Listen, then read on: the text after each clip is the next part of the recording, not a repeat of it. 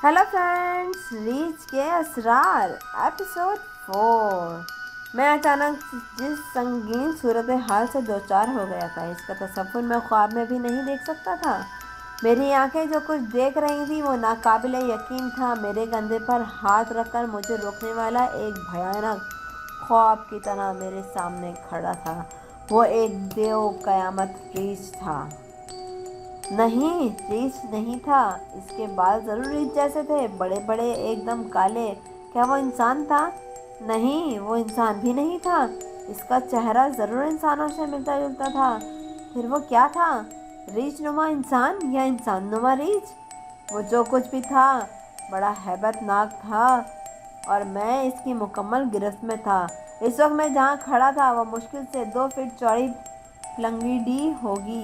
इसकी प्लंगड़ी की एक तरफ कई 100 फीट गहरी खाई और दूसरी तरफ कई 100 फीट ऊंची पहाड़ी। अगर ये रीछ नुमा इंसान मेरे साथ इंतहाई शराफत से पेश आता, मुझे कुछ ना कहता, सिर्फ इतना करता कि मुझे प्लंगड़ी से हटाकर आगे बढ़ जाता, तो मेरा खाई में गिरकर अल्लाह को प्यार हो जाना यकीनी था। मेरे कंधे पर अगरचा बंदूक रखी थी और इसमें 2 कारतूस कारतूस भी थे, लेकिन बंदूक को कंधे से उतारने की इजाज़त ना थी। उस अजीब अलखुलकत मखलूक ने मुझे अचानक ऐसा गिरफ्त में लिया कि मैं कलमा पढ़ने के सिवा कुछ ना कर सका। मैंने ऐसा ही किया, आंखें बंद करके अल्लाह को याद किया, अपने अगले पीछे गुनाहों की माफ़ी मांगी। अबे ये माफ़ी तराफी का दौर चल ही रहा था कि मैंने अपने कंधे को हल्का महसूस किया। मैंने फ़ौरन आंखें खोली। क्या देखता हूँ कि वो सितमगर पहाड़ी और दरख्तों के तनों में झूलता हुआ चढ़ा चला जा रहा था। बंदूक को कंधे से उतारकर खुदा का शुक्र अदा किया और चश्मे की तरफ जाने के बजाय पड़ाव की तरफ रुख किया। इस अचानक मुलाकात ने मेरे असाब को बुरी तरह मुतासिर किया था। मेरे हवास अभी तक बहाल ना हुए थे। मैं तेजी से पड़ाव की तरफ चला जा रहा था। एक मुश्किल ये थी कि इन दुश्वार गुजारों रास्तों पर तेजी से चलने भी आसान न था।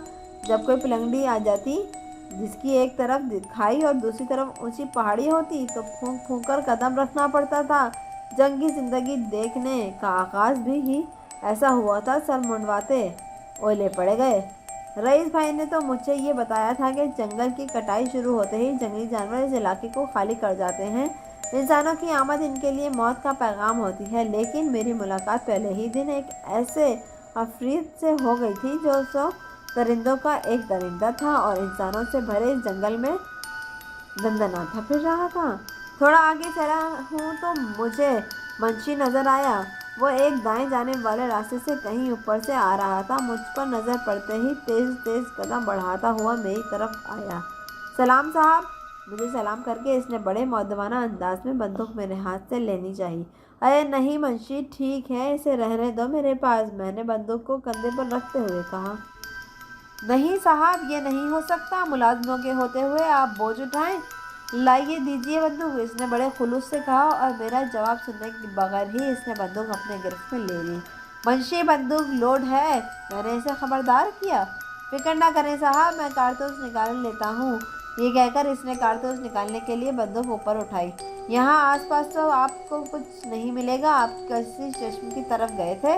मुंशी, बंदूक लोड रहने दो, मैंने फिक्रमंद लहजे में कहा। क्यों साहब, खैर तो है? इस इलाके में आपको कोई चीज़ शिकार करने को ना मिलेगी, वो हंसते हुए बोला। लेकिन शिकार होने से तो बचाएगी, मैंने कहा। क्या मतलब साहब? मैं समझा नहीं।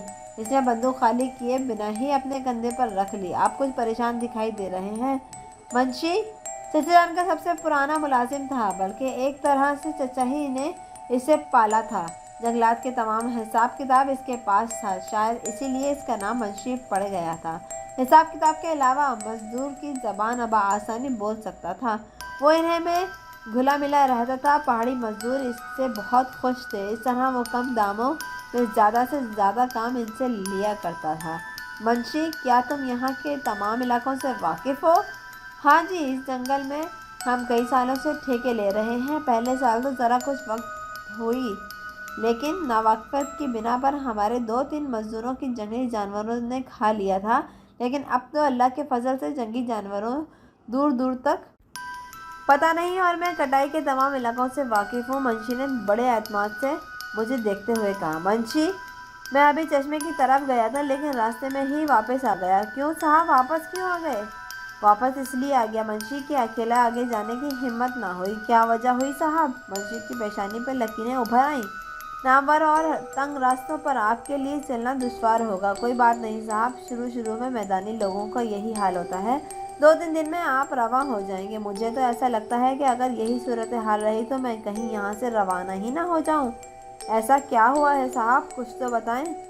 پہلے تو مجھے یہ بتاؤ کہ اس علاقے میں تم نے کوئی غیر معمولی چیز دیکھی یا کسی مزدور سے کچھ سنا؟ میں نے ان سے سوال کیا۔ نہیں، ابھی تک تو کوئی ایسی بات سامنے نہیں آئی، لیکن میرے سامنے آ گئی ہے ایک دم انوکھی، ناقابل یقین بات۔ اس مرتبہ منشی نے مجھ سے کوئی سوال نہ کیا، میری طرف صرف سوالیہ نظروں سے دیکھا۔ میں نے ایک ایسا آدمی دیکھا ہے جو ریچھ تھا، یا یوں کہو کہ میں نے ایک ایسا ریچھ دیکھا جو آدمی تھا۔ کیا کہہ رہے ہیں صاحب؟ منشی میری بات پر پریشان ہو گیا۔ جب میں نے منشی کو پوری تفصیل سے بتایا تو وہ مزید پریشان ہو گیا۔ میرا خیال تھا کہ وہ مجھ سے جائے وادات پر چلنے کی فرمائش کرے گا، شاید اسی لیے اس نے سامنے سے گزرتے ہوئے 2 مزدوروں کو آواز دے کر اپنے پاس بلا لیا تھا۔ لیکن ہوا اس کے برعکس، اس نے مزدوروں سے پہاڑی زبان میں کچھ بات کی اور بندوق میرے ہاتھ میں تھما کر وہ ان مزدوروں کے ساتھ رفو چکر ہو گیا۔ میں اسے دیکھتا رہ گیا۔ جان سب کو پیاری ہوتی ہے لیکن اتنی پیاری ہوتی ہے، یہ آج ہی معلوم ہوا۔ خیر میں بندوق مضبوطی سے پکڑ کر چاروں طرف چوکا انداز میں دیکھنا ہوا پڑاؤ میں آ گیا۔ پڑاؤ اس جھونپڑی کا نام تھا جس میں 2 لکڑی کے بے حد مضبوط صندوق، ایک لالٹین اور اسی طرح کے چند ضروری اشیاء موجود تھیں۔ اس جھونپڑی میں چچا جان، رئیس بھائی اور میں رہائش پذیر تھے، اور اس گنجان جنگل میں رہائش کی یہ آسائش کسی عیش سے کم نہ تھی۔ ہماری جھونپڑی سے 100 گز کے فاصلے پر پہاڑی مرد اور عورتوں کی جھونپڑیاں تھیں۔ شام ہوتے ہی ان جھونپڑیوں میں رونق لوٹ آتی تھی، ایک ہنگامہ سا مچ جاتا۔ کٹائی کا ایک کام ایسے وقت میں بند کر دیا جاتا تھا کہ تمام مزدور اندھیرا پھیلنے سے پہلے اپنے اپنے ٹھکانوں پر لوٹ آئیں۔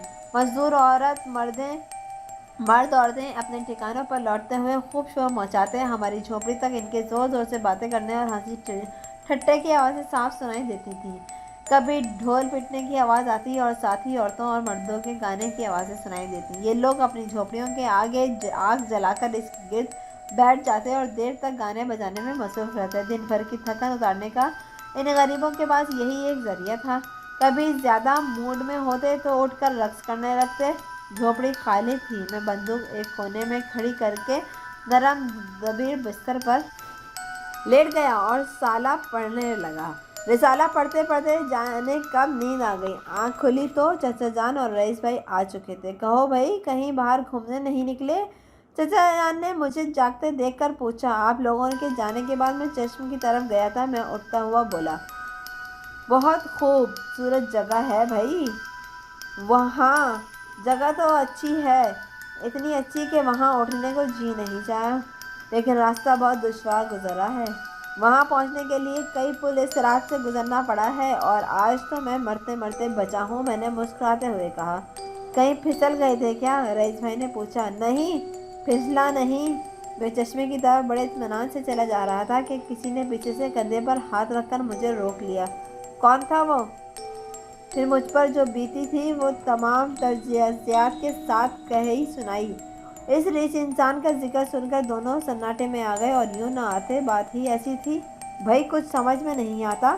چچا جان کچھ دیر خاموش رہنے کے بعد رئیس بھائی سے مخاطب ہو کر بولے۔ سمجھ میں تو خود میری بھی نہیں آیا۔ رئیس بھائی نے اپنی کیفیت بیان کی۔ یہ ٹھیک ہے کہ اس جنگل میں ہر طرح کے جنگلی جانور موجود ہیں، لیکن وہ جنگل میں انسانوں کی آمد کے بعد کہیں اندر چلے جاتے ہیں۔ 3 سال سے تو میں اس علاقے کا ٹھیکہ لے رہا ہوں، کوئی کبھی ایسی بات سننے میں نہیں آئی۔ کوئی کہے میں نے ریچھ دیکھا ہے تو اس کے بارے میں یقین کیا جا سکتا ہے۔ ممکن ہے کہ کوئی ریچھ شہد کی تلاش میں اس طرف نکل آیا ہو، لیکن تم نے جس طرح کی مخلوق دیکھی ہے اس کا تو سرے سے کوئی وجود ہی نہیں۔ پتہ نہیں تم نے کیا دیکھ لیا؟ چچا جان نے آخر اپنے دل کی بات کہہ دی۔ انہیں یقین نہیں آ رہا تھا۔ اگر میں اس عفریت کو چشم خود نہ دیکھتا تو شاید میری بھی یہی کیفیت ہوتی۔ پتہ نہیں میرے ساتھ کیا ہو رہا تھا۔ ایسے ناقابل یقین واقعات میرے ساتھ کیوں پیش آ رہے تھے؟ ابھی وہ ٹرین والا معاملہ ہی حل نہ ہو سکا تھا کہ اس عفریت نے مصیبت کھڑی کر دی تھی۔ میں نے یہ بے یقینی اور بے حسار کے میں مکیز ہو گیا تھا۔ آخر کیا چیز تھی وہ؟ چچا جان جیسے خود سے ہی ہم کلام تھے، اس مسئلے پر منشی سے بات کرنی چاہیے۔ منشی کا نام سن کر مجھے بے اختیار ہنسی آ گئی۔ میں نے جب چچا جان کو منشی کے بندوق لینے اور پھر خاموشی سے دے کر بھاگنے کا منظر بتایا تو وہ مسکرائے بغیر نہ رہ سکے۔ یہ لوگ بڑے توہم پسند ہوتے ہیں، اس نے کوئی جین بھوت سمجھ لیا ہوگا، رئیس بھائی نے رائے دی۔ کیا پتہ ایسا ہی ہو، چچا جان نے مسکرائے ہوئے کہا۔ ارے کیا بات کرتے ہیں ابا جان، آپ کو بھی تو ہم پرستوں پر ہم ہو گئے، رئیس بھائی نے سنجیدگی سے اختیار کی۔ یہ صرف ایک خیال تھا جس کی صداقت کے بارے میں کچھ نہیں کہا جا سکتا۔ آؤ ذرا باہر چل کر دیکھتے ہیں، مجھے ڈر ہے کہ کہیں منشی نے مزدوروں سے اس واقعے کا ذکر نہ کر دیا ہو، اگر ایسا ہو گیا تو مزدوروں میں دہشت پھیل جائے گی، وہ لوگ کام چھوڑ کر بیٹھ جائیں گے، پہلے منشی سے بات کر لیں۔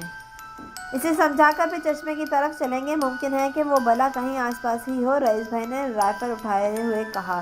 میں نے رئیس بھائی کو رائفل اٹھاتے دیکھ کر کارتوس کی پٹی گلے میں لٹکا لی اور بندوق کندھے پر رکھ کر ان کے ساتھ چلنے کے لیے راضی ہو گیا۔